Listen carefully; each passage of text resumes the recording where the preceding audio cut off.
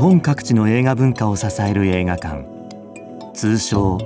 ミニシアター。これは地域に根ざした独自の視点で活動するミニシアターたちの物語。今回は北海道函館市にあるシネマアイリスをご紹介します。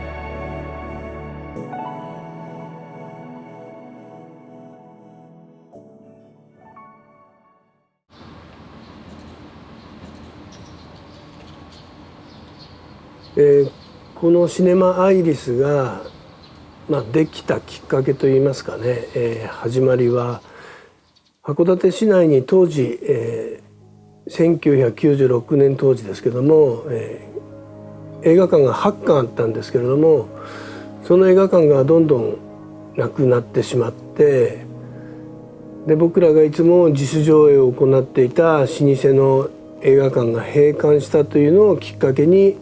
自分たちで映画館を作れないかなということで、活動を始めました。市民映画館があちらこちらでできたという話を聞いて、それを函館でもできるんじゃないだろうかということで市民の方に呼びかけて、そして470名の方から700万円ぐらいのお金が寄せられまして、それを、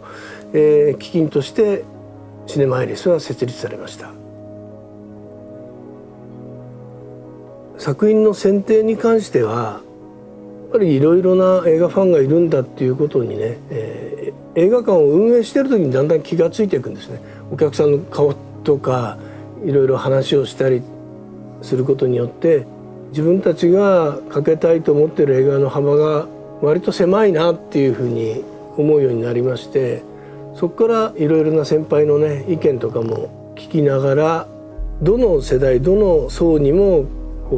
見たい映画が必ず一本あるんではないかなと思うんですよね。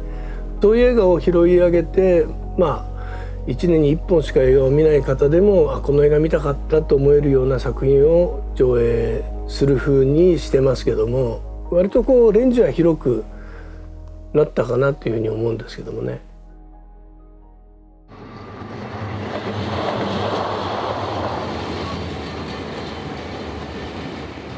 ミニシアターの支配人でもあるんですけれども、映画制作者としても、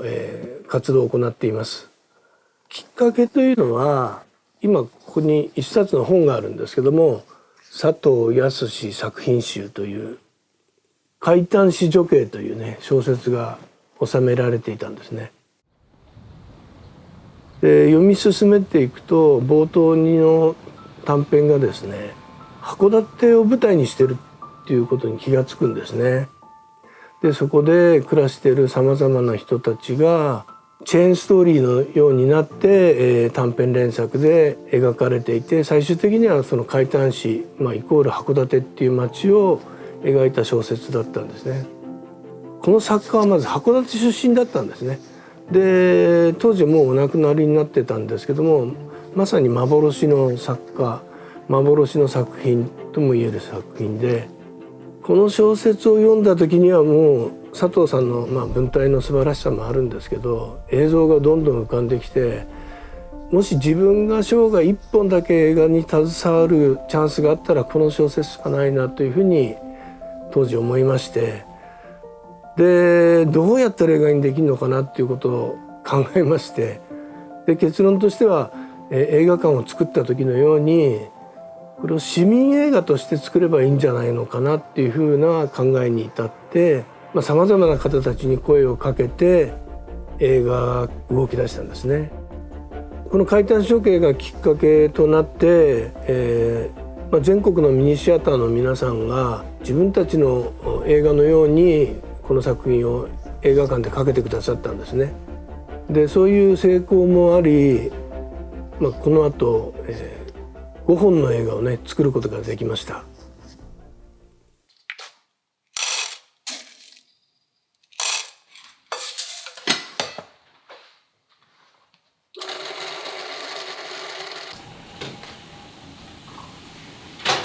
ここは僕がやっている三日月サリオという喫茶店です。怪談史女系と君の鳥は歌えるで、撮影に使いました。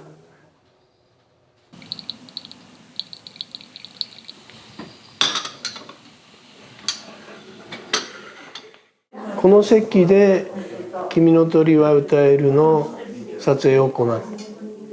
ました。石橋静河さんが本を読みながらちょっと物思いにふけっているという場面です。ここは函館公園という市民の憩いの場ですね。ここはオーバーフェンスの中で蒼井優さんが、ある出来事をきっかけにね、この檻に入った動物たちを解放するっていう場面を撮って、それを止めようとする小田切丈さんとのお芝居、そして夜の場面では羽が降ってくるっていうちょっと幻想的な場面をね撮影しました。動物園とは言っても、キリンだのカバだのライオンとかはいなくて、小動物ですよね、どちらかというと。ただここに来るとなんというか子供の頃に戻ったようなね、のどかな気分になれますね。函館という町はですね、北海道の中でもちょっと得意な町かと思うんですよ。歴史的にもね、開港が日本でも1、2を争うぐらい早かったっていう町ですし、こう坂道から眺め下ろす風景、海も含めてその海から取れる食材ですよね。コンパクトに海があり山があり、映画のセットのように作られた街並みっていうのが、これがまた観光客をね心を和ませたり楽しませたりするんではないかなと思います。そういう華やかな、側面がある一方で、函館はやはりこの北洋漁業がね盛んだった町ですけども、そういう部分で産業がこう衰退していって町の規模がどんどん縮小していくような、そういう側面もあるんですけど、ただ暮らしてみるとその華やかな部分の他にその影の部分、朽ちてきた街並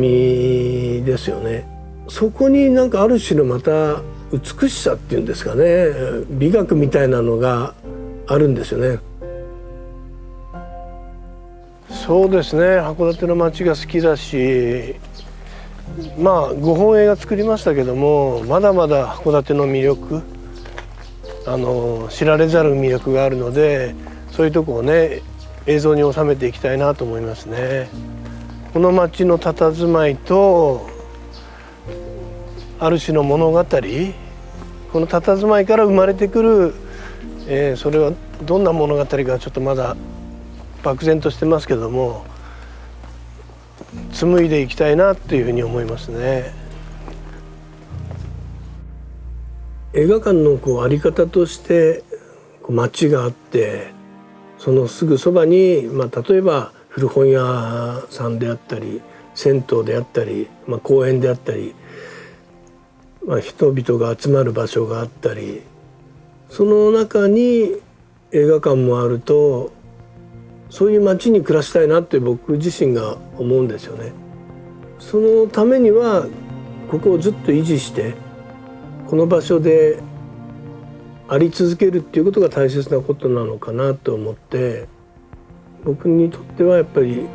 今日も明日も明後日もここで映画をかけ続けていくことが市民と共に、映画館がある意味なのかなというふうに思いますけど。